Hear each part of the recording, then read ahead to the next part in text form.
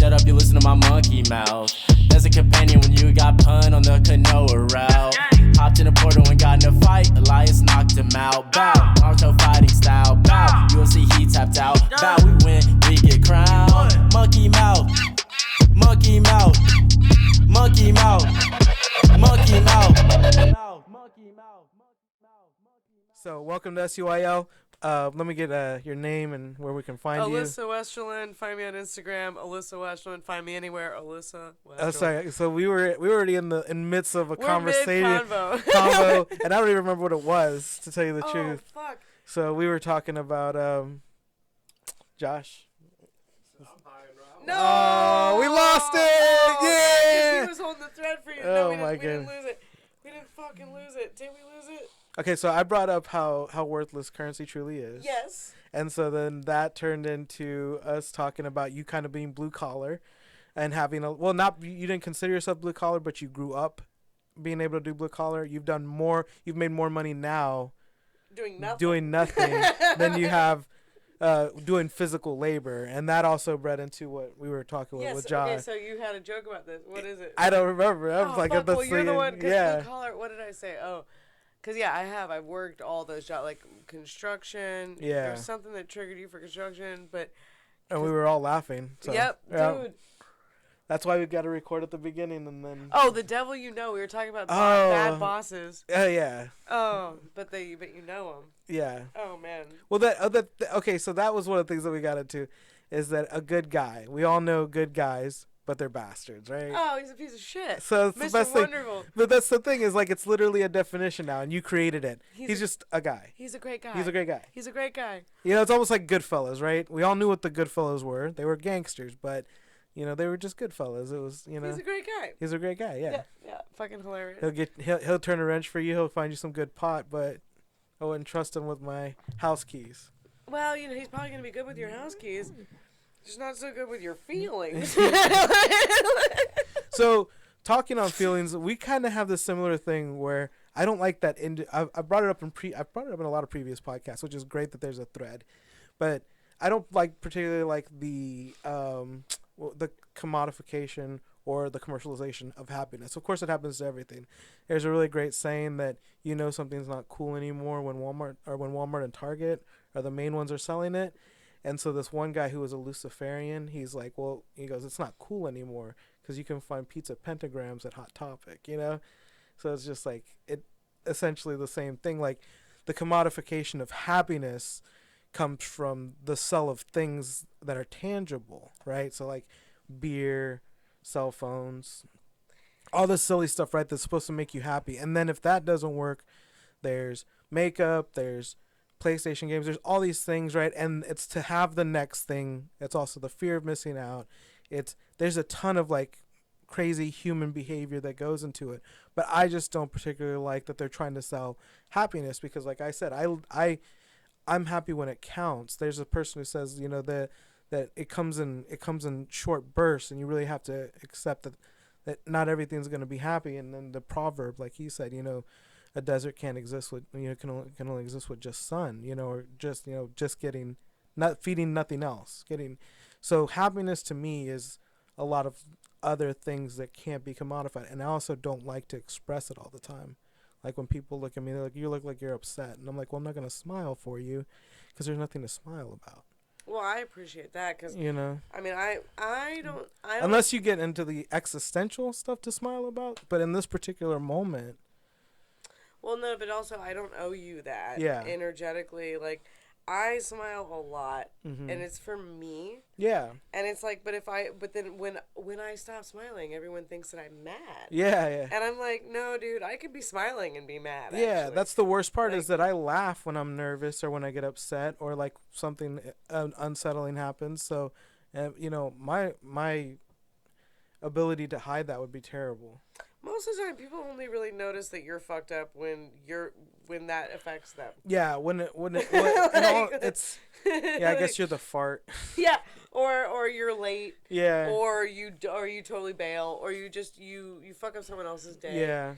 And then they notice. I think, for the most part, yeah, I don't like happy as a performance. No, that's a good one to say too. But That's exactly what it is. It's like Performative. medicine will make you happy, food will make you happy, and it's not, you know, even the false idea of family, because my family is very small and then the rest is built. Josh is my brother, Right. you know, but like that family was built. It took it didn't take blood, and there's a lot of people who I'll never, you know, probably never see, never talk to, or cousins that live in similar towns, you know.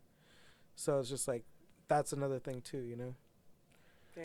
Family that they try and like that there's a, oh well, you know, you have to build this kind of family, and even it gets to the worst part where then they're co-opting like positive things, whether it's same-sex relationships or biracial relationships, instead of it co-ops it, you know.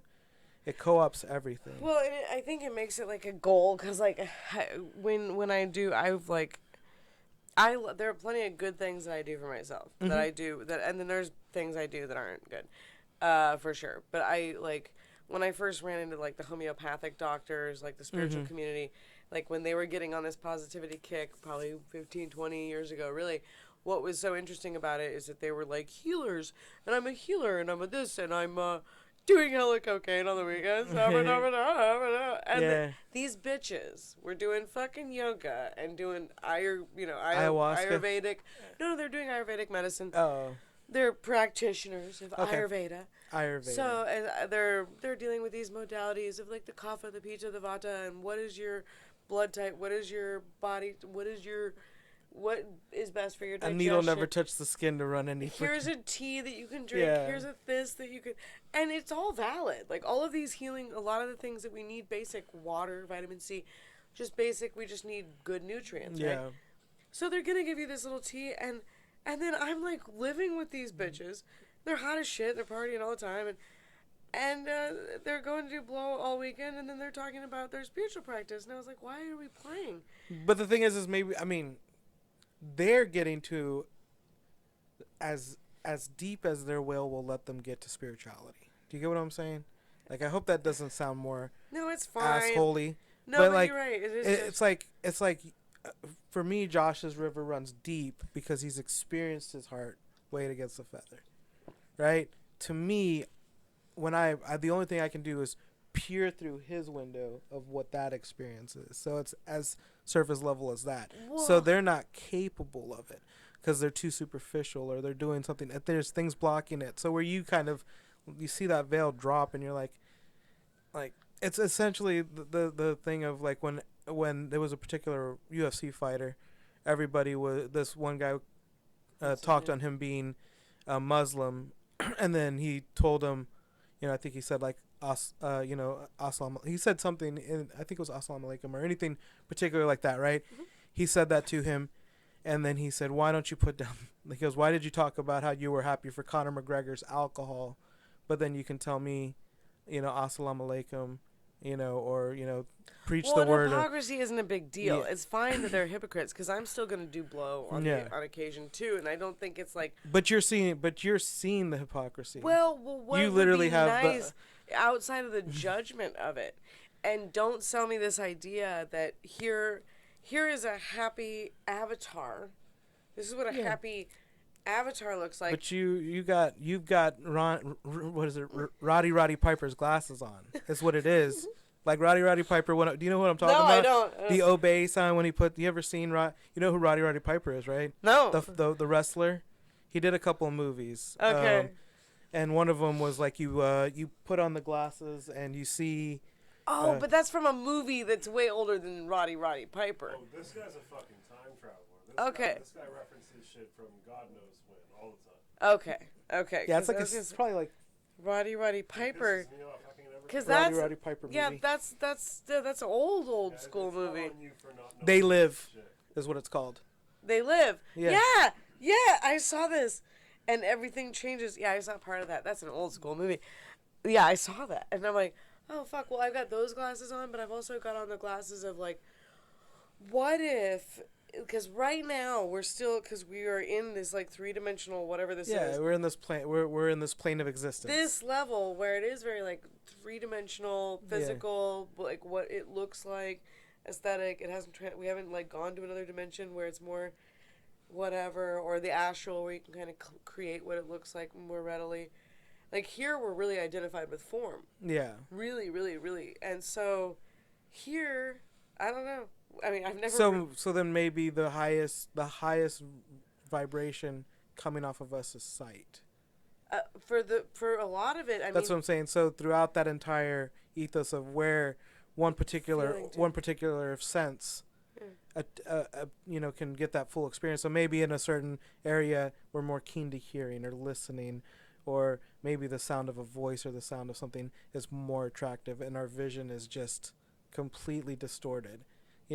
So in this particular sense, in this the most raw nerve to bleed into that larger existence is sight. So that's why we love there's the show me state that has to see it to believe it. Barnum's and Bailey showing something exotic and new to people back in the day. The movie theaters, sight is so important, and you feel robbed, I think, as well. You feel robbed as well when you don't have that ability, right? And people have to work around it because of how visual. We even talk about this in the Blanding of America, right? The like how great were things in the 90s when they were very experimental, and Taco Bell popped colors, and Walmart had literally bought a design from a woman, who had created those squiggly lines that you see all over the old school food court in Walmart. So that's something that maybe since they're stunting that over essentiation of like senses of color for, like he said, it kind of makes us duller, more submissive, more. Well, they've rebranded a lot of things too to get it more simplistic now. Yeah, of course. Softer, and I don't know. I was watching something about that, but I do think that beauty is a big issue as far as simplification, and like yes, we all like symmetry. I don't know. I think there's going to be kind of a revolt. I've always liked someone. I always like girls with, I guess, more Greek or Jewish figure, so like with like the you can tell that's just like that's particularly like, I think that's a beautiful look. Whatever you want to say, to not be rude to anybody, but that's particular. I think that's attractive. There's as far as like beauty, as far as a human standard goes, one thing. More architecturally is what I'm talking about. Okay. Like creatively, we have gotten so. Well, we've gotten lazy, is what you mean. Well, or there's no inspiration left. Mass production. Yeah. We have a huge population that we have to put somewhere. Yeah. And so it's like I blame that. It's like, and yes, we have to keep having people be born and stuff, but we could just try. So it's interesting to me. Like I don't know if you guys know Ayn Rand, but I love Ayn Rand. No, for real. I love her. That's crazy. Adore. So like Fountainhead. And, I read them all. I read Anthem. I stopped at her. Anthem, or Anthem. I think everybody just says Anthem, but it's Anthem. I think everyone says Anthem. I think it's maybe I'm wrong, but if I probably am. I mean, whatever. Fountainhead and your pronunciation in your head. Your pronunciation in your head has nothing to do with the actual. Like, nobody else reads these books. It's like that's not how you say Hermione. Did you read them? I didn't know. Oh, Atlas Shrugged is it's 1,400 pages of trains. And then there's like maybe 300 pages of really hot sex. Oh, the sex is good. Like, oh my God. This Capitalism bitch, and sex. Oh, fucking A. This girl wrote romance like nobody's business. I was convinced. Reginald's quivering, remember? You ever watch 10 Things I Hate About You? No, well, yeah, but yeah. Way better. Way better than that. Way better than, what's his, the female archetype exalted. The male archetype's exalted. And then that's a sex scene. It's nobody's not completely empowered in these little rendezvous. It was really hot sex. Dagny Taggart is a goddess, I did eventually like who she ended up. John Galt is who she ended up with, but she had these love affairs with these just really hot guys who were the archetypes of man as far as creative inventors. These guys who, they were the ultimate archetype of a man. And so her characters, and I don't know why people hated her so much, but she kind of talked about that as like manifesting this future. She talked about everything that like we're all onto now. Yeah, a lot of her stuff is, I wouldn't say it's a predictor. It's just, it's the that's the path of least resistance for the communicating where she thought we were. Well, so what was it? Atlas Shrugged, and then Fountainhead. Yeah. Fountainhead. Oh, I would marry Howard Rourke. I mean, if I could make that man a man, right? And he designs these amazing houses and these apartments because he's dealing with the fact that there's this emerging, the population is growing. Yeah. There's tons of people. Post 1955, everybody's moving to the suburbs. We need a place for these people. We need places to put people right away. And she's coming from Russia, where they did just have these terrible brick buildings. Yeah, so it's USSR. It's fucking communism. It's the projects, right? And so she's coming from that, and she's like, how could we actually make this functional to where people could get along? And a lot of these apartment places have tried to do that. They haven't done it in any real sense. But Howard Rourke nails it. He's designing these places that are like, what's his name? He was inspired by, everybody knows him, great architect here in the United States. Sears? He's got buildings everywhere, but artist. He was a total artist. Anyway, he built his houses around trees, incorporating waterfalls. He's got a really famous house in L.A. that I went to. He's got another one. Frank Lloyd Wright. Okay. So that was loosely who she based the character off of in Fountainhead, but functional and beautiful. Yeah. So function and form together, and obviously profitability isn't there. But what happens when your people, the people that you're trying to make money off of, lose all motivation? Because we have a generation of children. I think that they're counting out the clock for motivation. Do most people need motivation anymore?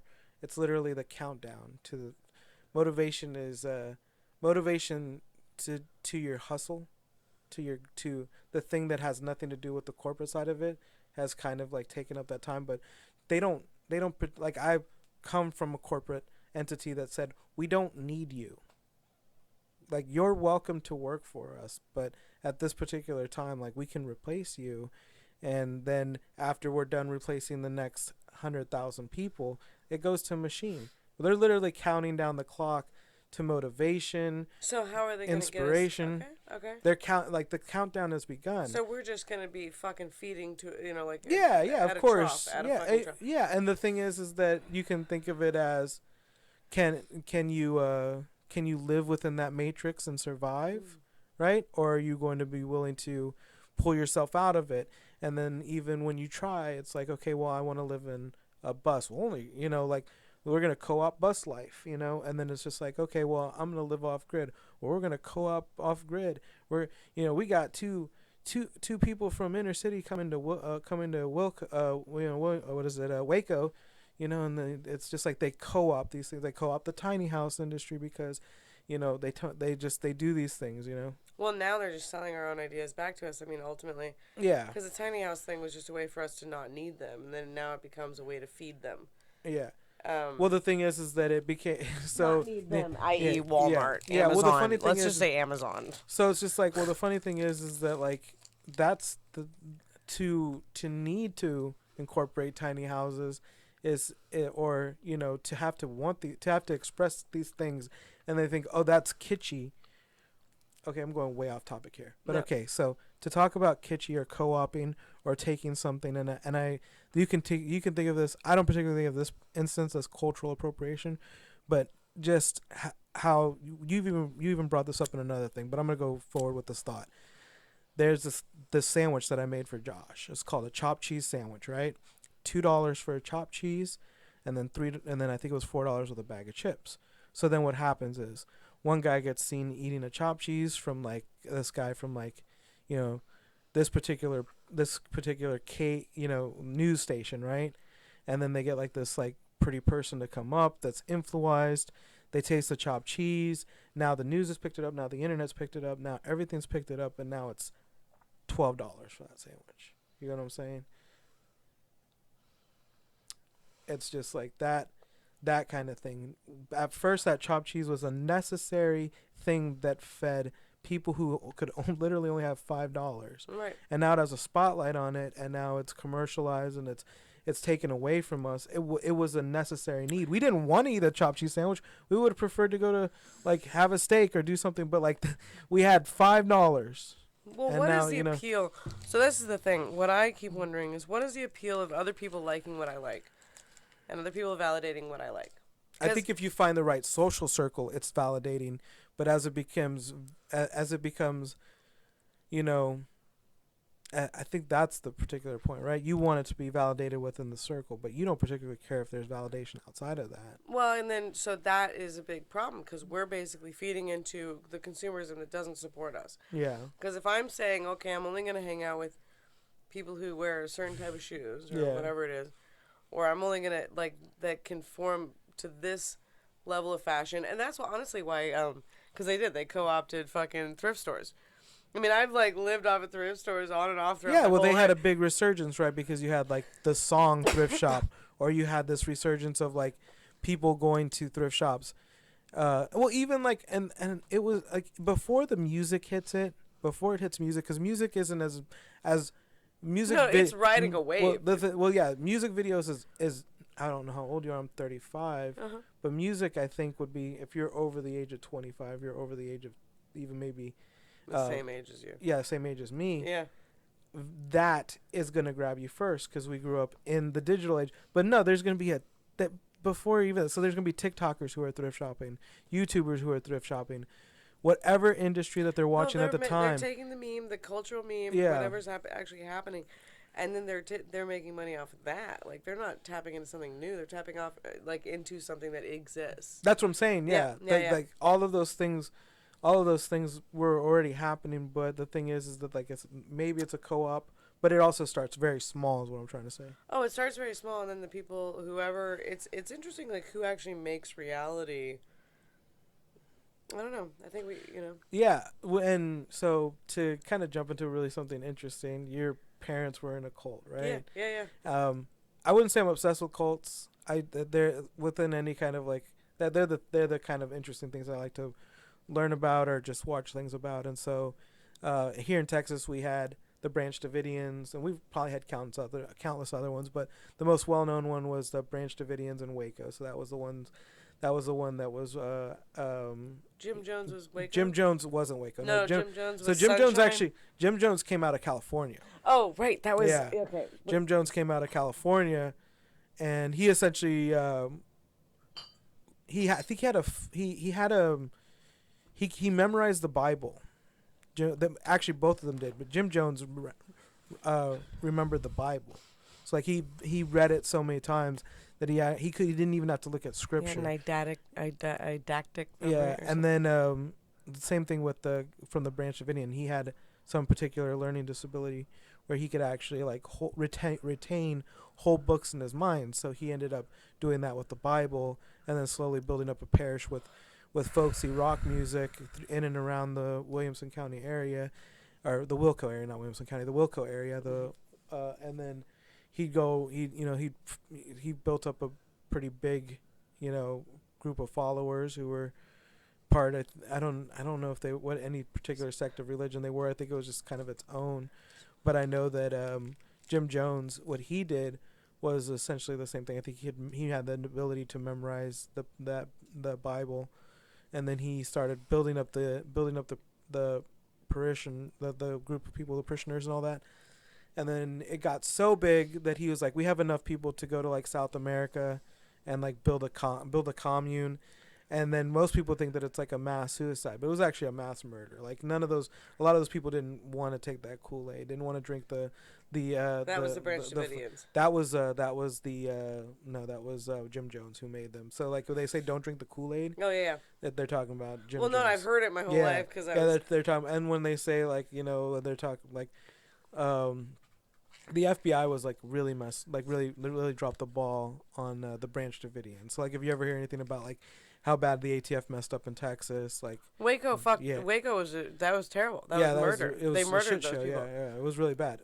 But essentially, where they dropped the ball, like he was losing grip with his parishioners. This is Jim Jones. He was losing grip with his parishioners. He was losing grip with reality, and there's a lot of things that he was like going through. I don't know particularly what. He was just losing his grip on reality. Everything was kind of becoming very, so as that was happening, you lose when that charisma's gone and you're just a talking head now. You have people trying to leave, people abandoning the church, and so then he kind of felt that his power was waning, and then he said, okay, we're gonna. I think it was called White Knight, and the White Knight was essentially the part where they say that they think the U.S. government is going to come in, or some sort of outside, unholy entity is going to come and take them out, and so he's like making them all take the Kool-Aid, but they didn't. A lot of them didn't want to. And then with Jim Jones, he had one. They were very loyal, and they just didn't know that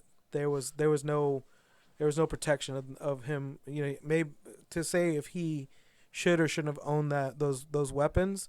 That's not up for me to say. I'm not a government official that can say this man particularly should have owned.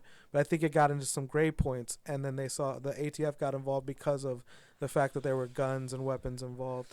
Well, okay, so my cult was Koresh and all those guys. I mean, like, I feel bad about what happened to Koresh. I don't really know anything about Jim Jones, and I really just desperately tried to avoid anything that even smelled like that for most of my life. Yeah.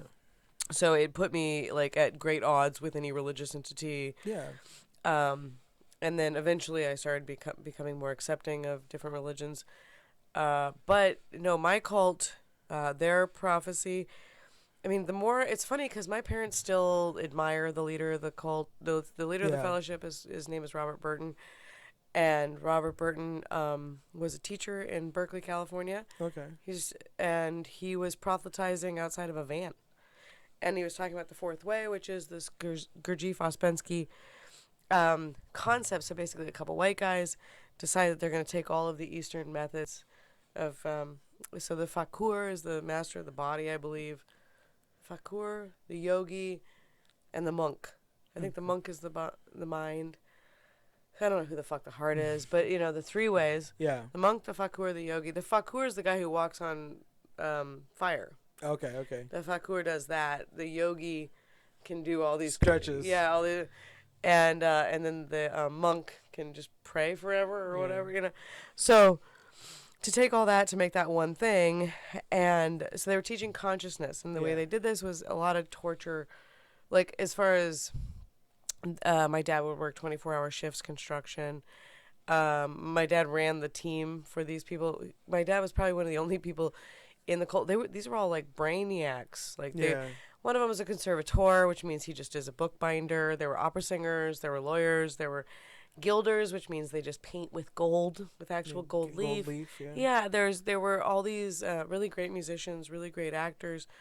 So it was very artsy-fartsy, and they collected like a really substantial... I mean, these were people of caliber. Yeah. And I think... So what was interesting to me about the whole thing is that I grew up in it, so I was just told to be present. Mm-hmm. 5-year-olds, they're pretty much who they are. Yeah, they're not going to be... they're going to be present in whatever's interesting at that time. They're present. Well, 5-year-olds don't know who they're supposed to be. Yeah. So they're pretty present. Mm-hmm. So, but I watch these adults, I mean, they're pretty inebriated, and tell me to be present. Mm-hmm. And I always thought that something was weird, but I was 5 when my parents left. Yeah. My parents were collectively there for 30 years. My mom for 17, my dad for 13. And when my parents left, like, I didn't really want to know anything about it. Yeah. But my upbringing was completely... I mean, not watching TV, they weren't allowed to have outside influences. So a lot of the things from the cult just carried into my childhood. Yeah. And I think a lot of experiments, like when I look at it now, because there's been some pretty famous podcasts, Revelations did a whole series, and I ended up calling that guy and being like, you asshole. He interviewed some of the worst people in the group. Yeah, but that's what they have to do. They have to do it. I know, but I was so mad because I was like, you never called her on it. Yeah. You never said like you're evil, like you're terrible. Anyway, I was just mad because I. So I had a whole issue with they did one about the Latter-day Saints. Yeah. And then you go back and they're showing a scene from Oprah Winfrey show, and how much she was on the wrong side of history because she wasn't questioning them. Oh, these kids just got ripped away by by these people who had no interest in them, and then coming to find out later, Oprah let them cry on camera, let them seem like they were the ones who were, like literally this was the worst possible event that could happen to them, and then you look at the other side of history, and she didn't have all the facts, and it really makes it was just so ugly, Yeah. Because you look back with these lenses, and you're like, you didn't do any investigation, you didn't do any extra work, you just put the camera in the crying face. They don't actually care. I mean, a lot of it is just exploitative. Again, so the podcasts I've seen about it, they're talking to people. It was so trippy. Yeah. Like the Revelations podcast for sure tripped me out. I'll have to check that out. Every voice, and you can look up which one it was because it would say the Fellowship of Friends or Apollo. But I could send you a link for it. But it definitely pissed me off because I was like, just hearing these people's voices and knowing who those guys were. Like, there was a man on that podcast. They were the ones. I knew them. No, but I'm just saying, they're the ones doing coke in the bathroom. Oh yeah, but I also knew that man used to hug his teenage daughter naked when she got out of the shower, and listening to him talk about how the leader of the fellowship molested these boys. I'm like, sir, what did you do to your daughter? So what you find out is that everybody in this group was complicit. Yeah. And you find out, we're going to put it off on him. The main groomer that they had, so the cult, the premise of the cult was the leader of the fellowship, Robert Burton, was a gay guy who liked to fuck 17 to 23-year-old men. And after 23, they were really no good to him. And he had rich white women go out there and get him a bunch of immigrant boys. Well, wasn't that the same thing that happened with the cult that girl from Smallville was in? Those people are different because they're new. Yeah. No. Very similar. Yeah, because she went out and got other women. They went out and. So these women got men for him, and they were mostly white European or Canadian. My father is a Canadian immigrant. I'm a first generation American. Your dad's a Canuck. Yeah, I'm a Canuck. I'm a dually. Yeah. Oh, I'd go back to Canada if that Trudeau guy wasn't such a fucking cunt. So you ever watch Letterkenny? Yeah, I've seen it, but I don't like it. I hate TV. I hate watching stuff. I'm not a spectator. I hate sitting down. I'm such a spectator. I can't do it. I'm a pro spectator. Oh, I get bored. I just start jumping around. People say I'm terrible to watch movies with, so I don't do it with people. It's like, when is it over? Yeah. Well, can I take a break? I want to pause. But yeah, so I think that there was a lot of interesting stuff that I learned listening to people doing research on it now. But as far as an understanding of what's going on the inside, the people doing the interviews, I would love to actually go through it and do the same thing that these people did. Yeah. With as objectively as I possibly could, but to question these people, because I grew up with the fucking cunts that he interviewed. Yeah. I grew up with them. Yeah. And I knew what they did. Dara, the woman he interviewed, Dara Haskell, this fucking cunt used to hug me, tits out, hug me. I can't even tell you what I grew up, it wasn't that bad. But it was no, you're low-level pedophiles, all of you. They would invite me to parties. I was groomed at a very young age. The first time anybody solicited to pay me for sex, it was an elder woman that was in this cult saying that I could come learn how to give massages. Yikes. And I knew exactly what she was doing to me. Yeah. And I was not, I was 16? And I was like, go fuck yourself. I mean, I was out of it enough that I knew what these people were doing, but I'm like, you guys, the whole thing. So my mom said, I didn't know this for years. I didn't know that my dad was basically probably pimped out to this guy. Who knows, right? Yeah. His brother, too. My whole, I would not have existed. Yeah. My mother was told to marry my father. That's an arranged marriage. I'm the product of an arranged marriage. My mom and my dad thought they were hot for each other. Yeah. But my dad needed a green card. Yeah. And the leader needed my dad to build shit. And these guys with these paintbrushes couldn't use a backhoe or a D8. Yeah. Right? My dad's like, oh, I'm D8 guy. So my dad may not have been raped. But in all likelihood, he was. Yeah. I haven't had that conversation with my dad. And I don't think I'm gonna. Nor do you want any of those threads pulled. Well, I don't care. Like, my dad and I could talk about it. I grew up in a really weird way, but it's like, that's the reality of where I came from. And I'm like, oh, the truth. And then I said, Mom, you knew the whole time they were fucking these boys. And I said, what the fuck? And she goes, oh, honey, we were just so happy it wasn't us. And, initially I was like, you bitch. But then I thought about it. And I know the shit that my mom put up with in the 60s and the 70s. And I'm like, you know what? You're right, Mom. And so the joke I tell about it, I was born in a cult. If you don't know what a cult is, it's just like church. They take your money and they fuck your kids. Damn, that's cold blooded. And then I say, don't worry, it was a progressive cult. We only raped the men, and because that is real. And these women were complicit. And she said there was a back door. They had this beautiful opera house. They built this huge. I mean, this place is beautiful. And they would have these, immigrant men. I mean, there was, some, it doesn't matter. They were all from other countries, some from South America, a lot from Canada, a lot from the Czech, a lot from France, the French guys who could get over here. But a ton of immigrant boys. Yeah. And you're just, so it is really real. Like, that shit really does happen to dudes. There's a whole cult based on it.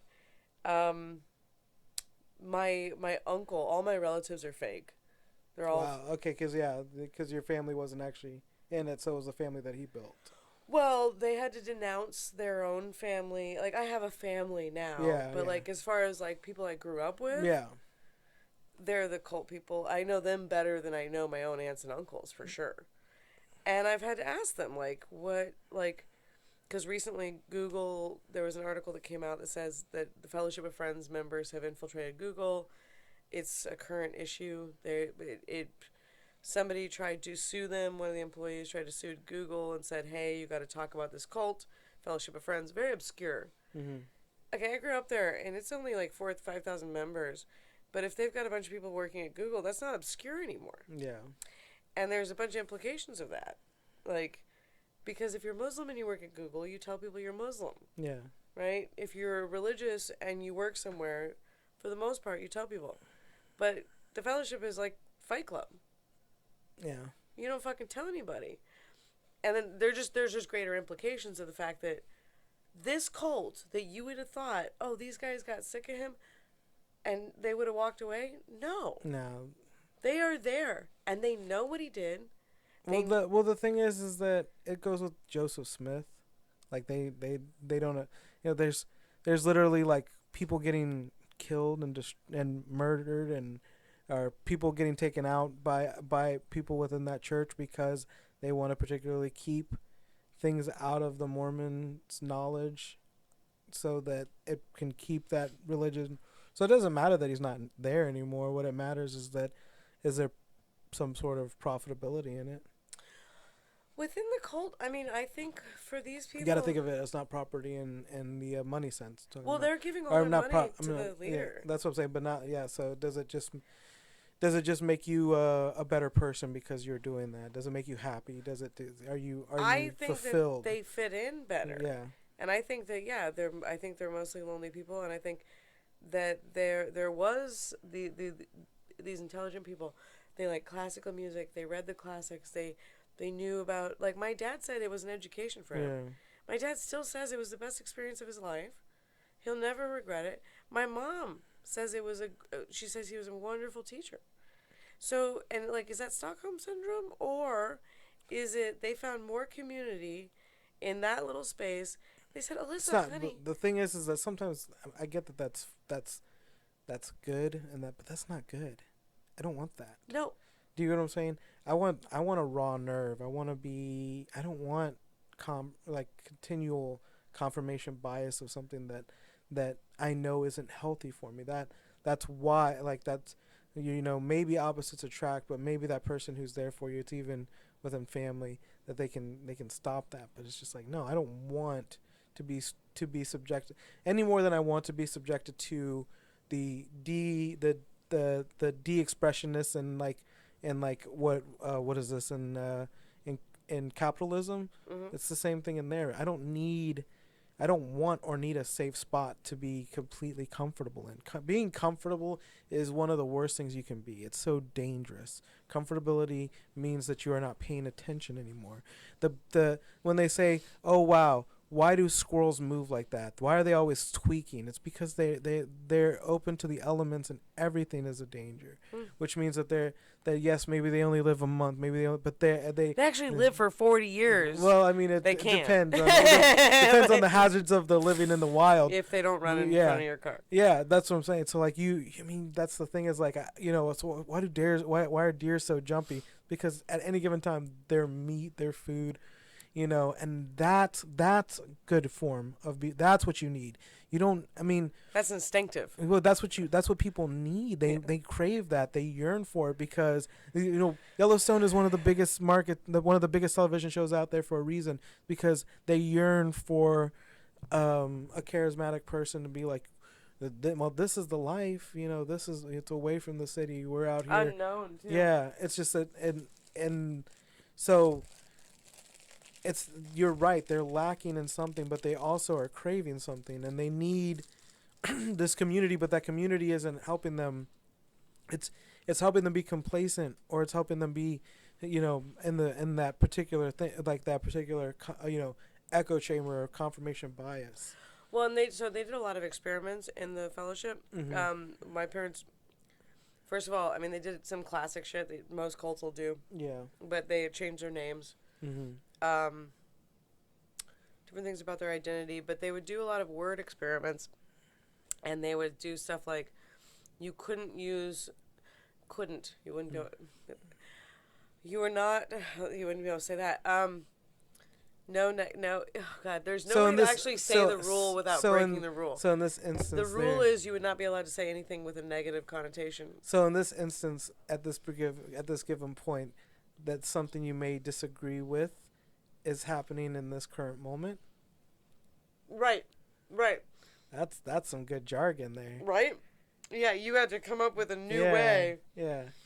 It's only an ability to break bad news without actually being able to. So they're wanting you to be able to take it in and know that at any given point maybe it's not real, but they've put it in such a jargon that now it hits differently.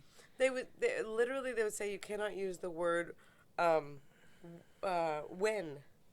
So at this given point, you need to know exactly. Or what, or even one of the other ones that my mom said the other day. She goes, my mom's so funny about this shit too, because she go, one of them was we couldn't say is. But they would just take words and eliminate them from your vocabulary. So then everyone else in the fellowship is running around. And if you said is, they would go, I'm photographing you. Okay. And you would be like, oh, because they can't say it. However they told you. So a lot of times it would be like ego. Yeah. That's actually the bigger thing that I think this all kind of comes back to. There's some crazy experiments out there that have to do with like, also like, I'm taking a photo of you like proselytizing without proselytizing, that's pretty interesting. So it ended up like kind of creating an environment that was the opposite of what they wanted. Mm-hmm. It's supposed to be the supportive thing where you're gonna just support your friends and not do that, but it became like, oh, I can stretch further than you, or I can. Bonnie, again, my mom's name is Bonnie. She said, oh, they love photographing me, and I'm like, I'm sure they did. But just to say you're wrong, you're wrong.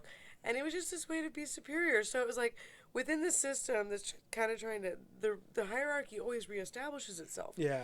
And these are communities where we're all the same, presumably we're all the same. And the leader, don't follow me, but follow me, and all this shit. So I think ego is like a bigger, like the talks that I've heard, like the people that I've thought. Josh and a basketball player said something funny about ego. It's like, I killed the ego, and it came back stronger. And I heard Josh say that. And then I heard a basketball player say like, I wrestled with my ego and strangled it, and it came back twice as strong. And it's just like, so you're right, you know, at this given point, maybe they had the ego death, and then as the ego resurgence came, there's actually a particular thing in Israel where they call it the prophet syndrome. So like so many people will take a trip to Jerusalem, and then they'll come back and they'll consider themselves the literal Jesus Christ, and it's an actual like disorder where they'll go to Jerusalem, they'll do all of the things in there, and then they'll come back and they'll have this like this like brief stint of like, oh wow, maybe I'm the Messiah. Oh, I am. There's like even well, no, but they are. but like I can't say it because he. Well, do you watch Rick and Morty? No, but I saw it. I love that. Okay. I've seen it. Okay, so there's a line on there. I watch it with my brother because I love my brother. There's a line on there's a quote on there, and I'm gonna ruin it for Josh. I hope he doesn't mind. But he's like, we can just blame it on XY country. Yeah, we'll blame it on that country. Oh, they did actually do it, and it was just that third time of reaffirming. That's 1984. Yeah, That's 1984, baby. He put the narrative out there. He believed the narrative, and now the narrative exists. You know, so it's just like, that's you know, they put that information out there. They sell that information, and then it's set in stone. It's the same thing, you know. It's just a snail eating itself, and what essentially becomes, you know, how do I extract this? Well, how do I take the dollar out of this man's pocket and put it in mine? Yeah, awesome. You know, so like, how can I do that? Oh, well, I can do it through my understanding of yoga. Oh, I can do it through my finding of golden plates. So I can do it of like selling someone Adidas shoes. It's the same thing. Like, you know, like I have tattooed on my ankle Converse, and you know, I literally branded myself with something so. When did you realize that you did that? When did I realize I did that? Probably in my 20s, you know, but I just like the shoes. I couldn't wear them anymore, so I was like, oh, I'll just put them on my thing, you know? It's just like, that's not probably the best thing to have, like, tattooed on your body. I mean, I doubt it's doing a ton of negative effects, but I'm only feeding into a system that that's maybe not exactly healthy, you know? Right. So, and they were able, they got me. That was the lure that pinched my lip and pulled me out, because I liked Converse that much. You know, I like I don't know, I subsist pretty well in the Matrix. I don't particularly care. You want steak? That's exactly what I say. Yeah, I'm like, I'm fine with the steak and the red wine. I'm not particularly trying to poke my head out, but that doesn't mean that I can't look at it and be like, okay, like, you know, we can do better. We can do better in this Matrix. We can do better in this. You know, I'm also in this. I don't know what I quite believe in. I don't know if there's an afterlife, because like I said, like I always say, and what I've said in previous ones is that since energy can't be created or destroyed, just only displaced, then that only makes sense that there's somewhere that's a positive force or a negative force on that energy. Yes. You know, so in what particular way you go maybe is weighed through the behavior that you had. If you were a positive person and you put positivity, then your energy that's going to be brought out throughout the world is going to be positive. If you were negative and you did negative things and you lived in a negative way, well, then it goes into the negative surface, and maybe it doesn't cause bad things to happen, but it's that tension you can feel. It's the anxiety that you get. It's knowing these things. Well, and then again, like, we don't want to co-opt, like, I'm not going to even claim or pretend like I like all my feelings. Yeah. So I'm, like, really big on feeling stuff. Like, I love it. And I'm into it mainly because for my whole life, people, oh, you're so fucking sensitive, or you're too you're too emotional, you're too this, you're too that. And I thought, you don't need people like that in your life. You're you. Yeah. Isn't that good enough? Oh, no, yeah, but when I was a kid, and they're like, just calm down, lady, just calm down. So I heard that a lot, and I just realized that there was something about the emotionality that was important. Yeah. Not that I would believe everything I felt, but that I would allow myself to feel all those things. So I think, again, it's like putting out negative stuff doesn't just mean, okay, now if you're feeding a negative thought pattern that hurts you, that makes you weak or whatever, because Jordan Peterson says it best, don't say things that make you weak. Okay. Don't say things that make you weak. And I think that's really valid. But you have to be in this place of accepting both. Yeah. And a lot of people that I see in the positivity thing is like they're just supporting Oh, they're so terrified of the funniest things. I see these fucking hippies, and they're terrified. They see someone in a wheelchair, they're terrified. They see someone who's not like, they wouldn't know how to be happy in that position. Their whole little positivity bubble just bursts when they don't. Well, how do they deal with ugly people? Oh, the same thing. They're afraid of it. That's what I'm like, man. Like, ugly people have to like terrify them because there's you can find joy in any life, but like I imagine if they perceive you as ugly, because beauty is in the eye of the beholder. I think you can find beauty in anything, but if them as a particular person, going back into the visual thing, it's a whole circle of how they are afraid of ugly people. Yeah. I think people are afraid of disabled people. I think they're afraid of ugly people. I think they're afraid of anyone who presents. Doug Stanhope had a joke about how he goes, you know what gets pissed on more than race, creed, or color?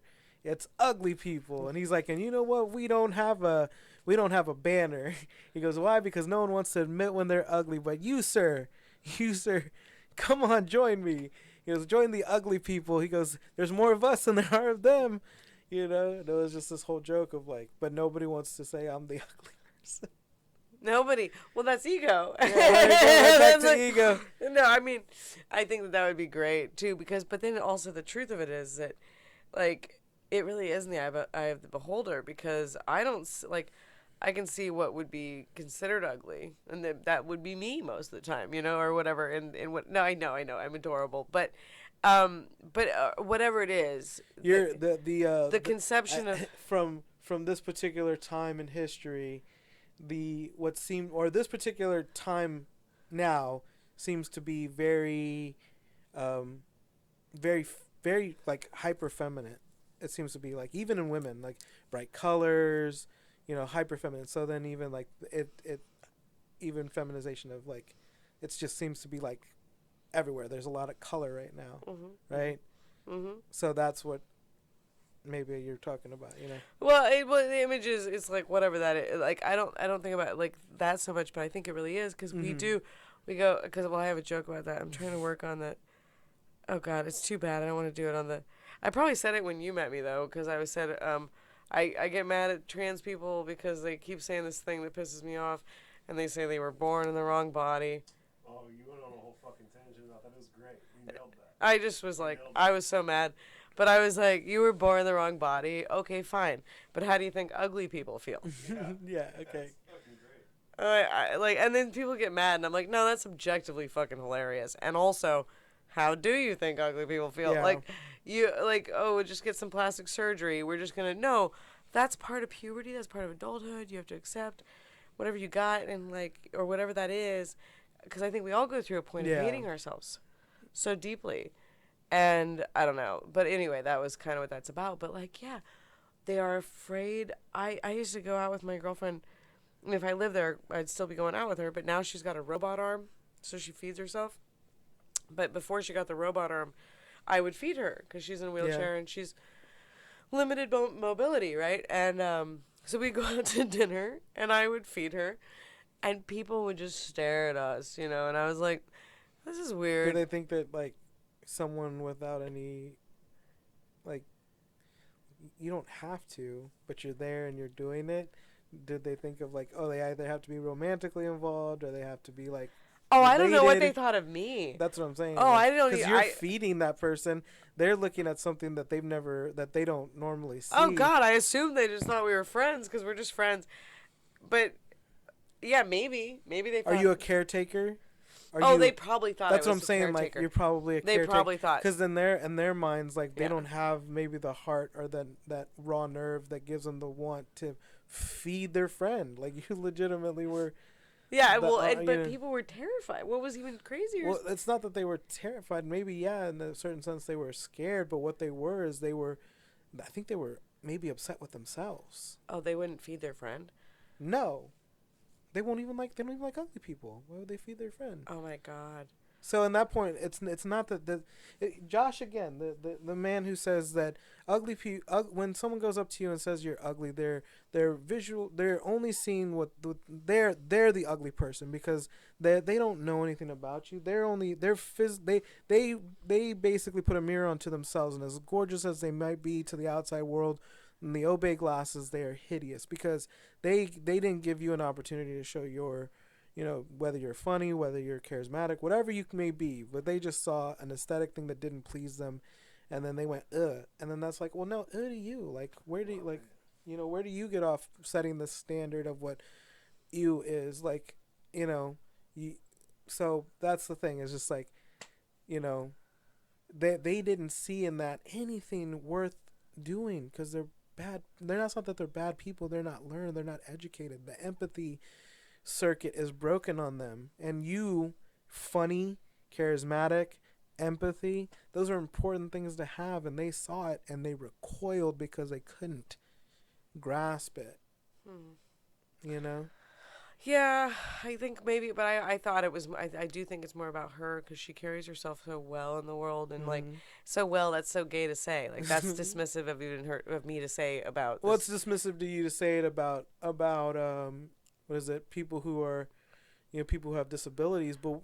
But but as a person, she does. But that's she just has a grace. Yeah, she has grace. Can you afford the? Can we give you the opportunity to essentially give you the let you serve that apology now? Yeah. I don't need you to do that. You're expressing your feelings. We're ignorant to the matter. I would prefer someone come to me with ignorance than stupidity, because if I can continuously to dead name you or misgender you, continuously, it's because I'm stupid now. If I did it by accident and I dead named you and I apologized, or I said, listen, I'm terrible with names to begin with, I'm going to dead name you, can you handle this? I apologize. It's extra steps and I don't really like it, but it also shows a side of empathy that I'm willing to do. Well, I think, it's understanding, because again, it is just a lot. If you don't want to live in that way, why am I gonna let? But if you consistently do something that's obtuse or to make someone angry, well, and that's the other thing. It's not even intended that way, because the truth is, but that's the ignorance. This friend of mine carries themselves very well. Yeah, and she's fucking, and it's just trippy because so I crazy. think Mexicans can even have jobs now. Yeah, exactly. No, but Just kidding. In as a fucking being. No, most people don't do what they love. Yeah. They don't fucking go out there and do their thing. Yeah. And then you see someone who maybe it would be more difficult, and you go, oh wow. And I think, that's not what I'm remarking on. Yeah. I'm not remarking on that. No. You're that's just. But something. it's just like I think that people are really like. When they see someone as graceful, in a situation that would not be comfortable, and would suck, and you see someone just carrying it so well, I think that's the shame, and I think that's when people recoil. I can believe that too. Because they're like, because how do you hold yourself up in that? How do you stay so graceful, and so grounded as a person because you are okay with your life situation? Yeah. How do you do that? Because I would want to. I have almost everything perfect. Yeah. And I am still fucking pissed off and shitty. And I'm still this to these people. But that's also, like I said, every that's person. Like I said, it all depends on how deep that well is of your empathy or your willingness to love or accept things, right? So like I can accept Christianity on a surface level and then hate all people who question it, or I can find it on a deeper level and love everybody who love the sin, not the sinner, love the sinner, not the sin. But then I can go even deeper and be like, all of these people are full of crap. Like if you believe in Jesus Christ, He washed your sins away. It's done. You don't need to carry these sins and show them to people, or then it's like whatever kind of particular thing you're into, whether it's like, well, you know what, I can take a photo of you two. Let's take a group photo. Right. Yeah. Let's take a group photo. This is us. And it's just like, and it comes down to us just being so attracted to visual things. We're the moth to the flame of capitalism, commercialism, religion. It is really interesting. As I've gotten older, I've found like my ability to discern attractiveness. Certain things will still be appealing. What those things to me are, in general, are basic. I keep my house very clean. I like things clean. There's a level of pristineness, whatever that is, whatever my version of organization is. Mm-hmm. Even my own art. Like, I like art. Mm-hmm. Whatever that is, I like it to feel artistic to me. Yeah. But as far as people goes, I've had sex with a lot of people in my life. And, I'm getting to the end of that part of my life as far as things go. I'm like, I could care less. I got a couple boys I really do love. One of them I think I don't know. We'll see. You're loving love right now. And I love, but I also, I've been blessed with some really great people. And one in particular right now, God, I fucking hate you for being so far away. But it is trippy because my objectively, like, for a long time, relationships were based on just that. The visual aspect. Financial aspect for a woman. We can always forgo looks if you have enough money. Yeah. Well, you're securing yourself. You're nesting. And I'm like, oh, but I can see it now more because my certain things I'm like, oh. I think it's like within women. I think they said like 27 to 30.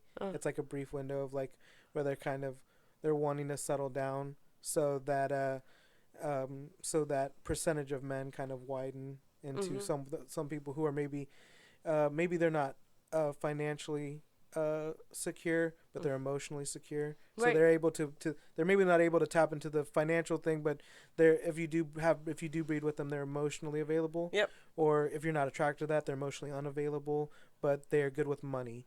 Or they're so you kind of, instead of just taking into what's surface level, you're starting to understand that now we need more components. I need someone who's not only attractive, but I need someone who's going to be able to provide. I not only need someone who's unattractive or just funny, but someone who's able to not only nurture me, but nurture the child we may have. Teach the child. Yeah. Teach the child. Be present for the child. Make the fucking child food. Yeah. And not be a cunt about it. But no, I think like selfishness becomes less and less appealing, and it's really appealing when you're in your 20s. Selfishness seems like a positive trait as far as it's so weird for it's so powerful in your teens because you're going through what individuation. Puberty, individuation, just becoming your own person, really growing into who you were going to become. And then and then you turn 19 and you strip all the things you once were, and you get to have a little bit of fun. And then you hit essentially 25, and then you're like, okay, maybe. And I don't really like. I've always talked about the rock milestones, and I don't live by them, so it's I always feel like I'm always behind on certain things. I'm like 35. I don't have a steady girlfriend. I don't have kids, but that's our generation. But I've also gotten told not to measure my life in preconceived markers that maybe don't exist anymore. People don't own houses in their 30s. The only people I know in my generation, the age that we are, who own their own homes, their parents bought them for them. I know a few people. My sister got really lucky. So she got into a house when it was reasonably priced. The landlord loved that she had a family. Like they were able to kind of really build a relationship with the landlord and then be like, hey, can we buy it? And then it turned out they got into a really great situation. That's so good. Yeah, that's great. They were needing it. They had 3 kids, so it's just it worked. Well, they were motivated to get it too. Yeah, they were motivated to get it. I think our generation is going to have to do a lot of soul searching. I just met a bunch of pro-lifers the other day, and these boys were pretty. The woman was actually the most aggressive of the bunch, and I was pretty drunk at the time. I think at that point, it's not that she's aggressive; it's that she's wanting to pick the alpha female, wants to find the alpha male, and hope that she doesn't have to check second question that stance that she's on. Right. Right. She's aggressive because you're another female in her. And I'm an alpha. And you're an alpha. She's like, and oh boy, shit. can alphas tell alphas. Yeah. Like the wolf will see the wolf, and then she's like, "Don't touch my boys. I got one picked out, and if you go for him." I already know which one she picked out too. It was so obvious. It's it was so obvious. So that's what I'm saying. And you were just another lion at the table. Yeah, at the table. But they were younger people. Yeah. These are people early 20s, and they're pro-life, and they are in a lot. But that's the range. That's the bell though. That's the bell curve. As we got super progressive. And the next 3 generations are going to be super progressive. We're going to have tight-laced Irish Catholics who are only going to listen to the sermon in Latin. And it's going to go back that way. And it's because it's going to have to self-correct. They are taking so many liberties with these people who are growing up and they don't maybe prefer growing up in it, and then they're going to be the larger voice. You're essentially, like I said, it's just that bell curve. It's just got to go it's a I'm just horseshoe talking theory. to the next thing. Yeah, Yeah. it's That's and the so next it's thing. like it was hyper masculinity through this particular time, but Yep. there was a particular given time where I'm sure hyper masculinity, probably like the Renaissance, where maybe not even the Renaissance, maybe there were certain times where where men probably were dressed more femininely and carried themselves more femininely. Well, I think that know? the roles were a little bit different. I think the roles have always been established to this like certain. Yeah. But I feel like how we dressed has been really changed a lot. And I Yeah. think we should go back to something like that where, I mean, me dressing like a boy or being like, because I was always told that and like this is why I actually think I have an issue with trans people, and it's not like I love trans people if you want to be trans. But the concept of what they're encroaching on, Yeah. what I'm protecting, what I think I'm protecting. And what I think I'm protecting is that as a young woman, I was told I was gay because of the way that I acted. Yeah. And I was told to be independent, and I was told not to need anybody, and I was told to be, I was told I was like, the way I was raised is like, you're a goddamn fucking warrior. You're a fucking you take care of you. That's what you got. And, if some guy comes along and he can bring as much to the table as you got, fine. Yeah. But that's the way my dad Yeah. and my mother was like, these guys are assholes. Yeah. And my dad was like, they're worse than assholes. You have to fucking do this. So you're raised being told that you can't have that kind of relationship, that you have to be completely independent, and then you get told that you're gay for being totally independent. Yeah. And then you get told that you need to act like a girl, or that you're not a girl. They told me I wasn't a girl. They said, you're a boy. You're a fucking man. You act like you're a fucking man. Okay, but have you ever spent time in like places where they're like, "Why are you acting like a man?" Like where I've heard that in certain spots and places. Also said to people who are strong-headed, independent women like my mom or my sisters, like, "Why are you being?" It's like, "Why are you being like a man?" And it's just like, no, she's meeting you with the same energy. Yeah, what are you even talking about? Yeah. So if we didn't have roles established like that, where Yeah. women were always demure, because that is not the way the world went around. You brought up something about, and I think we got to head out after this, but you brought up something about like white culture coming into a certain thing, and I was on another podcast and I was talking about how it's so funny that because gay people run the spectrum of color, they're able to go leaps and bounds. Like when people I don't understand how come the LGBT community is able to progress so quickly in the oppression Olympics, right? And it's because it doesn't particularly stick to one gender, one race, one creed, one color. It's essentially a rainbow, right? So at any given point, blacks and Hispanics we don't work well together when it comes to expressing the interest of the positive interest in both of us and for both of our communities. So what I was telling him is that at a certain point where it was probably more acceptable to be gay, the same casual acceptability was that black sat on one side of the Taylor Cafe and white sat on the other. And this is existing in the same space and time. Yep. This is existing. This is able to exist. Exceptions of homosexuality, but when you're eating here, can you please make sure the black guy or the Hispanic guy eats his brisket sandwich off to the right? The other, yeah. That exists in the same town, time, space. And then I'm supposed to pretend like like I said before, my father grew up in a small town where Mexicans had to take the back door, and that existed in the same time. That existed in the 90s still, kind of like where it had the sign up, Latinos in the back. It had the same sign up in the 90s and into the early 2000s. Did anybody say anything? Did anybody question it? Did they go back and Twitter cancel them or make them feel bad or threaten their job? None of that stuff happened, and that exists in the same time. So your progression is all about how linear. It's all about how well you stick together. How strengthen the ability to move these things forward. Nobody wants to piss off that community. It's not because they're big. It's because they're boisterous and they're loud and they're able to get things done. They can still have debates about whether or not it's okay to put kids in cages, or whether it's okay to like tear them from their families, or whether it was okay to do all these things. But then that's stepped in leaps and bounds because the news is now talking about something that has nothing to do with that and everything to do with that, you know, with what's trendy at that time. But it's also their capability to push that narrative because it spans every color. You know, they're just a more squeakier will. Yeah, I mean, I have a hard time even talking about kids in cages because there are more slaves currently alive right now than there ever were in the entire history of the world. Yeah, and that's there are so many people, like children, enslaved now, making our phones, making our clothes, right now, and nobody. It's like Apple finally stepped away. It only took them like the whole time. Well, the whole fucking time. Every generation. Of how long have you been in business?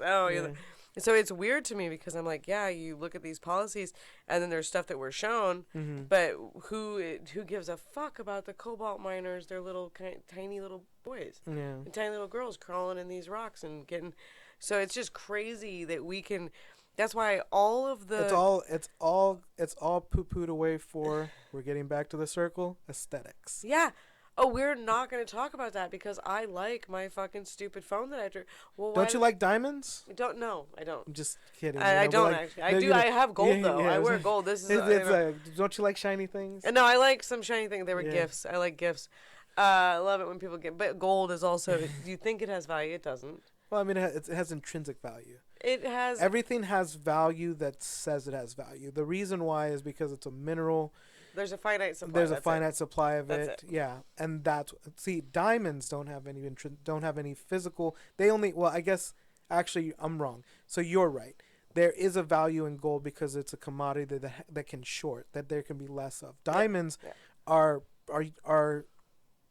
trash. Created by you can make it with the skeletons of my with the ash of my body. Yeah. You know, it can be made into what is considered different elements of like the rocks that press. You know, so the thing is that's why you're right. Gold is completely worth. Well, and gold has been a store of value since like the Egyptians. But it's so funny that like since everybody. Helium is probably worth more. Helium. Oh. Because like it's a finite supply that's running out quickly. But, and that being said, I think we could go on for another hour. Yeah. So I gotta stop now. That was great.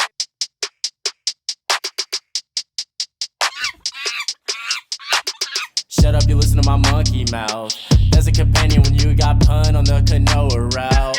Hopped in a portal and got in a fight. Elias knocked him out. Bow, Naruto fighting style. Bow, UFC he tapped out. Bow, we win, we get crowned. Monkey mouth.